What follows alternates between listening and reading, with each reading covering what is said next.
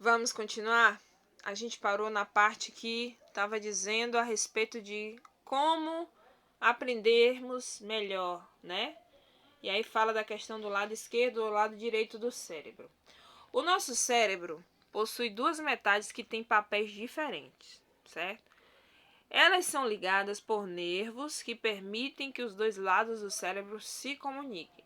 Mas na maioria de nós, um lado é dominante, fazendo-nos dizer que somos mais orientados pelo lado esquerdo do cérebro ou orientados mais pelo lado direito do cérebro. E isso afeta também as nossas habilidades, percepção e personalidade também. E também influencia no que somos bons e como gostamos de aprender. Aí aqui tem como é o nome? Uma curiosidade, não vem ao caso agora, que temos o desenho de um cérebro. Vocês percebem que o lado direito do cérebro está relacionado com a questão da criatividade, da imaginação, né? Com o lado relacionado à facilidade na questão da música. E temos o lado esquerdo, que geralmente são pessoas, quem tem o lado predominante esquerdo, geralmente tem facilidade em cálculos, né? Cálculos espaciais, cálculos dos mais diversos tipos de cálculos da física, da matemática, enfim, que tem muitos indícios de que quem tem esse lado esquerdo dominante tem essa capacidade, né? Aí aqui tem aqui, ó, um quadrozinho que fala um pouquinho sobre isso aí. O lado hemisfério direito está relacionado a quem tem o lado predominante direito, gosta muito de arte, música, intuição, empatia, pensamento lateral, imaginação, criatividade, percepção espacial, ideias, imagens, melodia, música, né? E quem tem um lado dominante esquerdo geralmente tem mais facilidade para matemática, ciências, lógica, análise, dedução, fatos, ordem, pensamento linear, linguagem em palavras, letra de uma canção, atenção aos detalhes, enfim. Muitas outras características de quem tem esse lado direito, ou quem tem um lado dominante direito, e quem tem um lado dominante esquerdo. Se eu não me engano, deixa eu ver aqui o outro desenho que eu queria muito que vocês vissem. Eu acho que tá aqui. Acho que é esse aqui. Olha que legal. Quero muito que vocês vejam isso aqui, ó. Pá. Ok. O cérebro humano é dividido em duas metades, lado direito e lado esquerdo. Embora essas metades tenham uma estrutura muito parecida, algumas funções são de responsabilidade de um único lado. Geralmente, o hemisfério, né, ou seja, o lado dominante de uma pessoa, se ocupa da linguagem das operações lógicas, como fazer contas, estudar, escrever e etc. Vocês já viram, né, de acordo com as características, quem tem esse lado esquerdo predominante, quem tem um lado esquerdo predominante, vai ter facilidade na questão da linguagem, das operações lógicas, fazer contas, enfim. Já o outro hemisfério, o hemisfério direito, o lado direito, está muito também relacionado com as emoções e a criatividade. Então, a metade esquerda do cérebro comanda o lado direito do corpo e a metade direita do cérebro comanda o lado esquerdo do corpo. Ou seja, as duas, uma comanda a outra. Ninguém fica brigado com ninguém. Então, independente se o seu lado predominante é o direito ou o esquerdo, independente de quais são suas características, de qual é a sua personalidade, o lado direito do seu cérebro ele vai se comunicar, metade dele vai comandar o lado esquerdo, e o lado esquerdo, metade dele vai comandar o lado direito. Então, ambos são de extrema importância estarem funcionando muito bem. E para que eles estejam funcionando muito bem, para que, aqui tem também falando da questão dos neurônios, para que os neurônios estejam muito bem e que haja a produção mais e mais dos neurônios, né? Que quem produz os neurônios são as células nervosas, fazendo com que as informações do nosso corpo sejam passadas de da melhor maneira possível, de forma mais rápida possível, que quem faz isso, quem é esse comunicador aí do nosso corpo são os neurônios, tá? Quem faz isso, para que ele faça isso, é necessário termos aí uma alimentação balanceada, procurarmos ter essa alimentação balanceada, procurar nos relacionar muito bem com as outras pessoas, porque vocês sabiam que até um estresse, vamos supor, você sabia que um estresse que a pessoa venha passar em sua vida com outra pessoa, tipo uma briga ou um desentendimento muito grande, isso pode afetar o seu psicológico e fazer com que os seus neurônios não passem a transmitir as informações como deveria e gerar um problema de aprendizagem ou até um problema pior, como uma doença, um distúrbio, enfim. Você sabia disso? Então, tá aí também mais uma necessidade de estarmos sempre nos relacionando muito bem com as outras pessoas, procurando sempre ajudar, certo? Aí aqui temos o desenho, né, do cérebro humano, que eu falei do córtex, tudo direitinho, as áreas do cérebro. Temos também uma área lá que eu não falei no vídeo, que é da questão do cerebelo, né, que é responsável pela questão dos movimentos, do equilíbrio. Então, a pessoa que tem seus movimentos funcionando tudo direitinho, né, tem um equilíbrio muito bom, uma postura muito boa. Geralmente porque essa área do cerebelo, aqui logo mais na nuca, está funcionando perfeitamente. Agora, se porventura ela apresentar algum problema relacionado ao movimento, ao equilíbrio, né, uma lesão aí, um AVC, pode causar grandes problemas nessa área do cérebro, que é o cerebelo, e fazendo a pessoa ter dificuldade no movimento, do equilíbrio ou da postura, tá certo? E vamos lá voltar? Deixa eu continuar o nosso assunto. Então é isso. Essas são as fases, esses são os lados do nosso cérebro e como eles se comunicam, como eles funcionam no nosso corpo, né? Como eles se manifestam aí no nosso corpo. Você que tem facilidade para cálculos, seu lado dominante provavelmente vai ser o esquerdo. Você que tem facilidade para criatividade, para sensibilidade, para imaginação, seu lado predominante vai ser o lado direito. Eu creio que o meu deva ser o lado direito, né? Eu não sei porquê, mas eu acho que é esse, de acordo com os meus conhecimentos. Vamos voltar para o slide. Cadê ele? Olha ele aqui. Onde eu parei falando sobre a disgrafia. Lembra do prefixo dis, né? A disgrafia, as pessoas com esse distúrbio apresentam dificuldade na fluência escrita em diversos aspectos, cometendo diversos erros de ortografia e na formação das palavras. A disgrafia, em diversos casos, pode estar relacionado com problemas psicomotores, né, os movimentos corporais que são governados pela mente. Ou alguns sintomas da disgrafia incluem dificuldade na formação de letras muito largas ou também muito pequenas ou de tamanho variável, tipo, ela começa escrevendo com letra pequena, quando pesquisando ela já está terminando a frase com a letra grande. Isso pode ser um sintoma relacionado à disgrafia e pode ser que essa criança esteja sofrendo com a disgrafia. Letras sobrepostas umas às outras, ou seja, quando a criança escreve muito próxima as letras, né, uma das outras, numa palavra ou numa frase, e esteja meio que uma montada em cima da outra. Então, isso também é uma característica da disgrafia, possa ser que essa criança que esteja escrevendo dessa maneira, na sua fase de alfabetização, possa ser que esteja sofrendo com disgrafia. Ou também espaçamento inconsistente entre letras e alinhamento errado.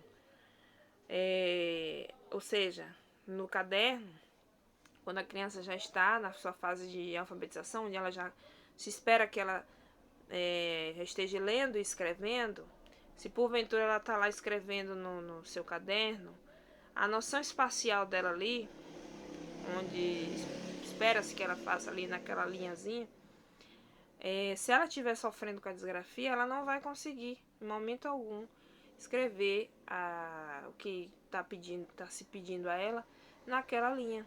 Ela vai começar a descer a ladeira ou subir. E isso é um sintoma da disgrafia muito grande, tá? E também a dificuldade na fluência na escrita. A disgrafia é muito conhecida como letra feia. Esse transtorno, distúrbio de aprendizagem, se caracteriza como uma grande dificuldade em escrever, levando o aluno a exceder o uso da força sobre o papel durante a escrita. Outro sintoma, outra característica da disgrafia, né? A letra feia, ou quando ela põe muita força aí para escrever, possa ser que ela esteja sofrendo com a disgrafia. Lembra que eu falei no instantinho sobre a parte da nuca do nosso cérebro, que é o cerebelo, que problemas nessa área aí, um mau funcionamento nessa área está relacionado com os movimentos, pode trazer problemas na questão do movimento. Então, possa ser que essa criança que esteja sofrendo com disgrafia tenha tido uma lesão nessa área, um acidente doméstico ou, em alguns casos, violência. Pode ser que essa criança tenha sofrido altas violências em sua cabeça quando criança, quando bebezinho.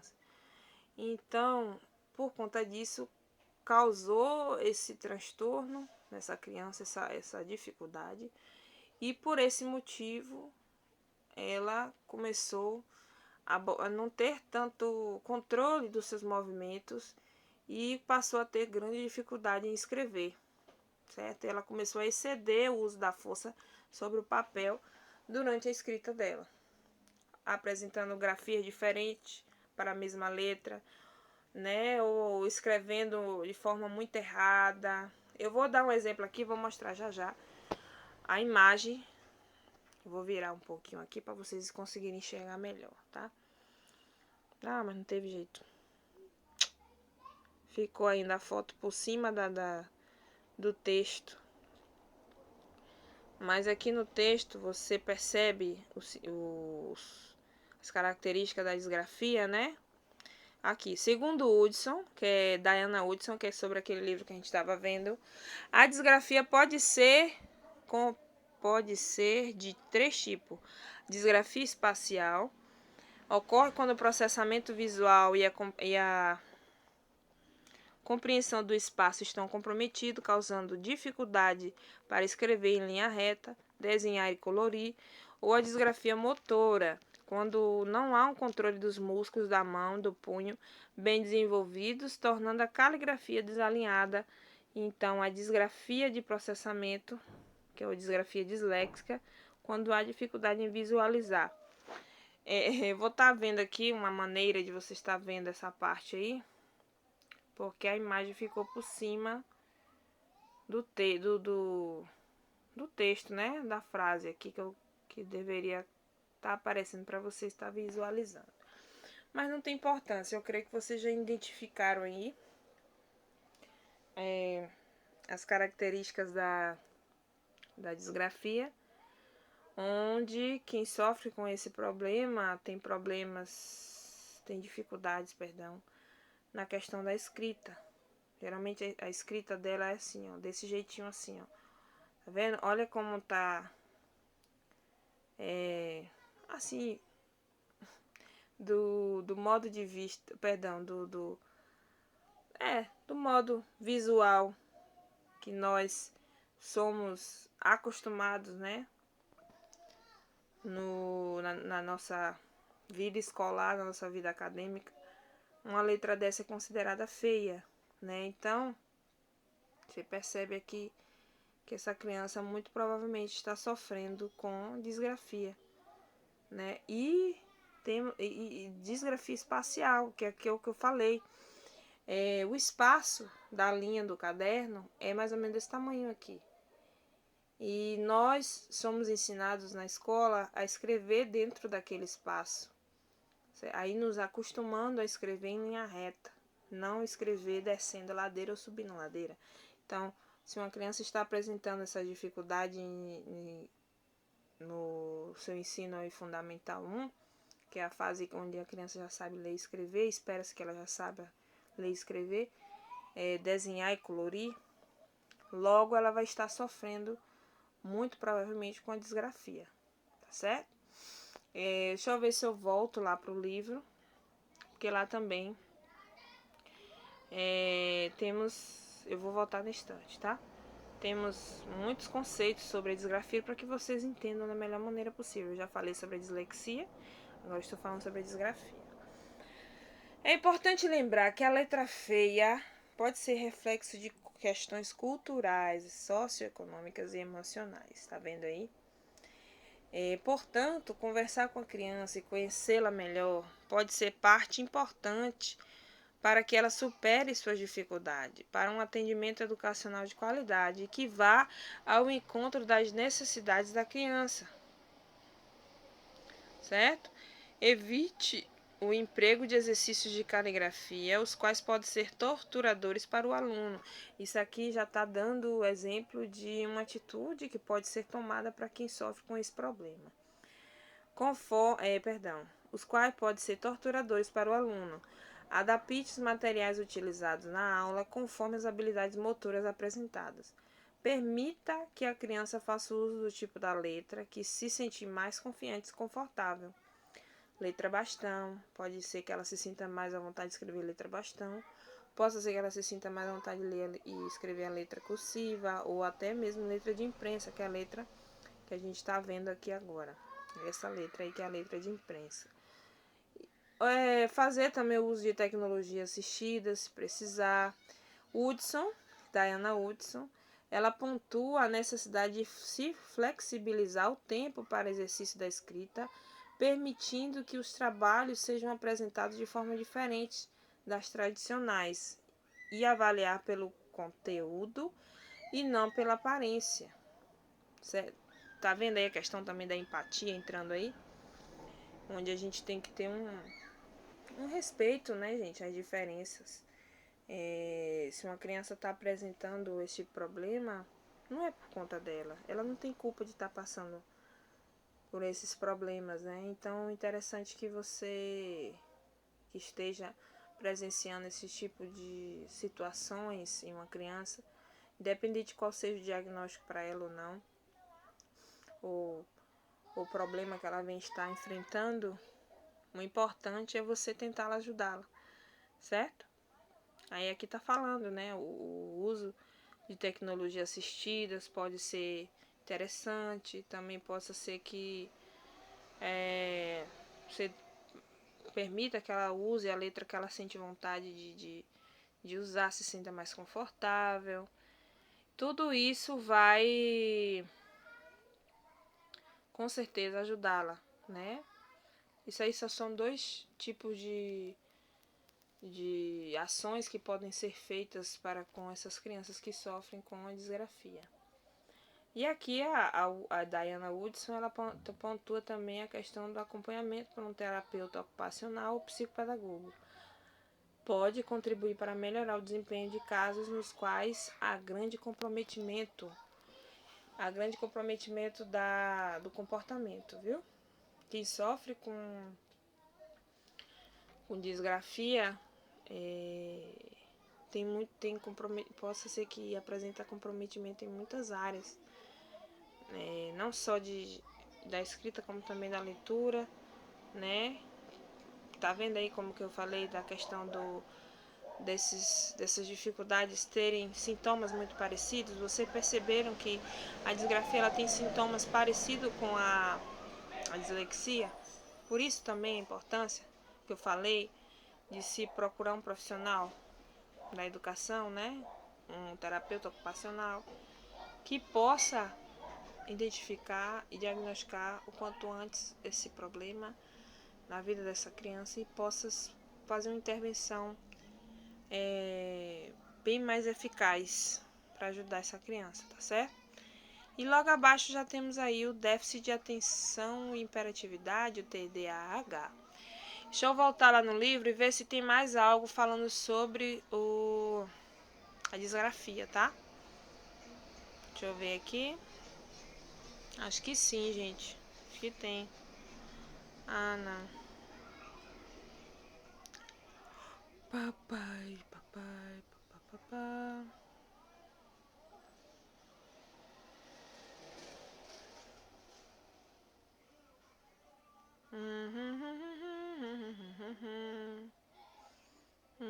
Aqui são algumas intervenções para quem é professor, para quem, né? Eu vou falar também, vou ver se eu falo um pouquinho sobre isso aqui.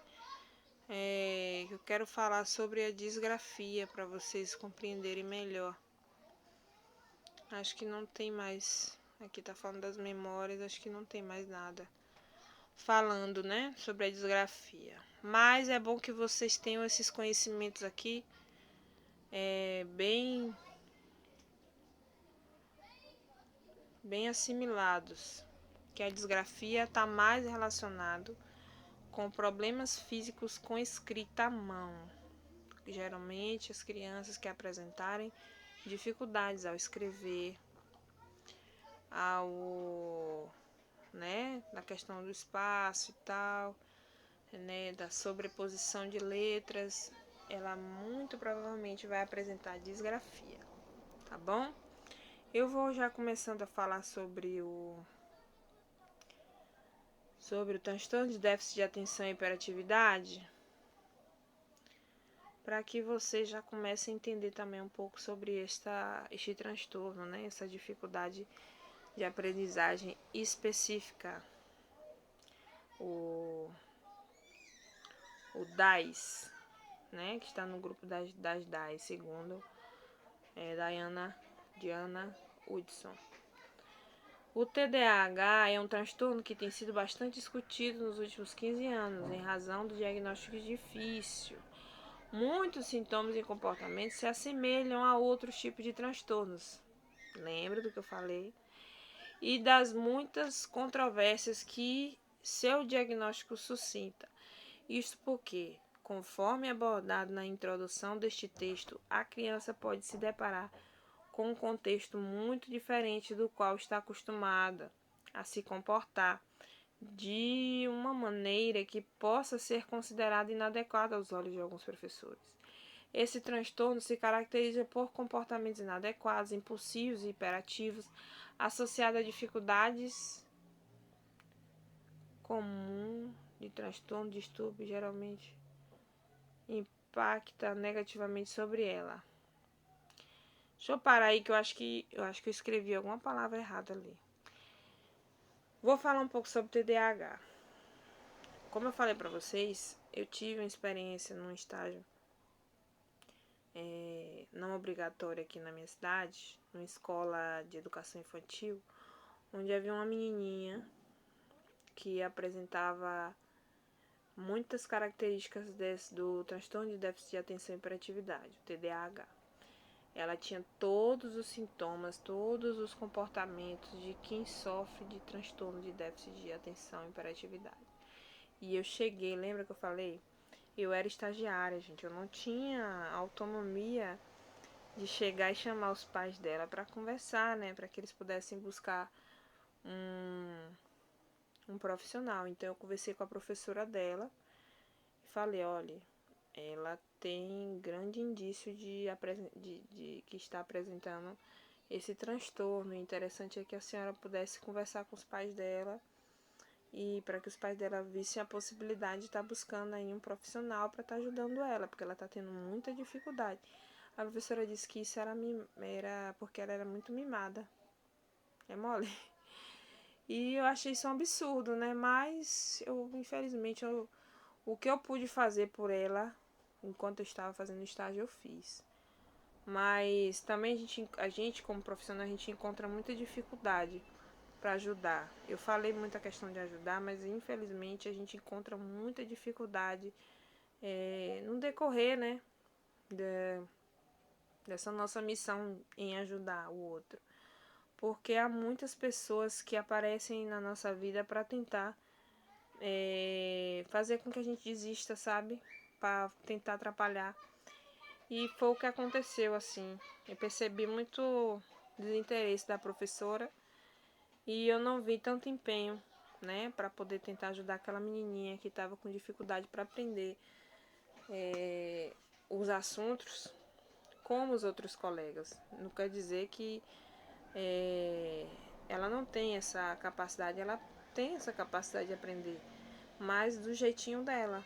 Então era necessário que fosse feito um plano flexível, um plano de aula flexível, para atender não só os outros que têm mais facilidade para aprender do jeito que está falando no plano, mas para fazer um plano específico para ela, para que ela também pudesse aprender.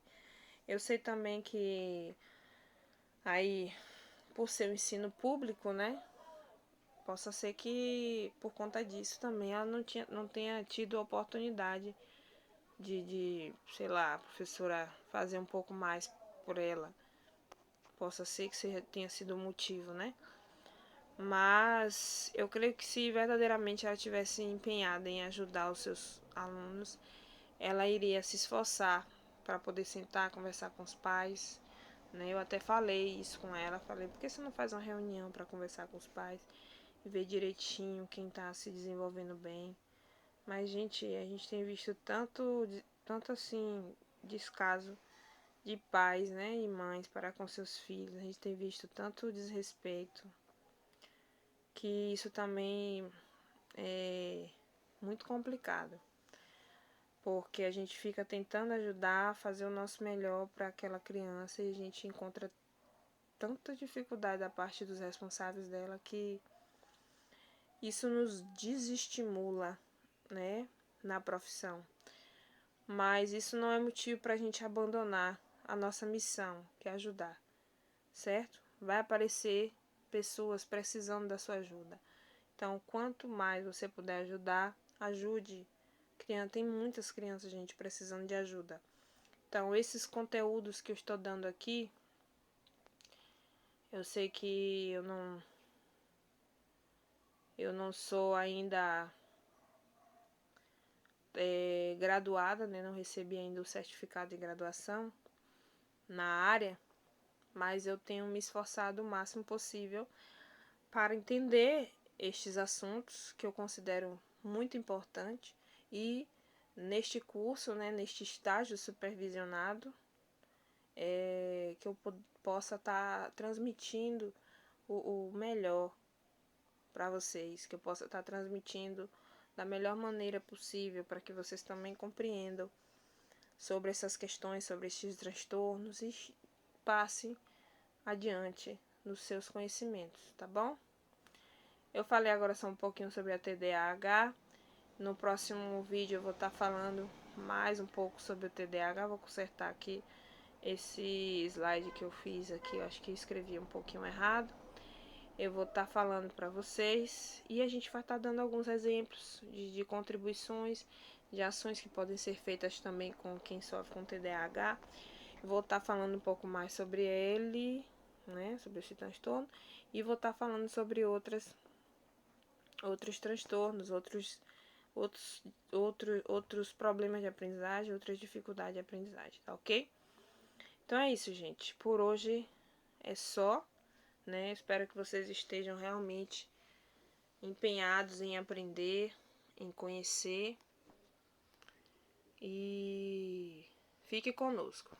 Lembrando que se tiver alguém aí conhecido de vocês também tem interesse em adquirir o certificado neste curso, sintam-se à vontade para falar comigo, que eu também vou estar disponibilizando o certificado, tá bom? Para quem mais se interessar. É isso. Até mais, gente. Até o próximo vídeo. Tchau.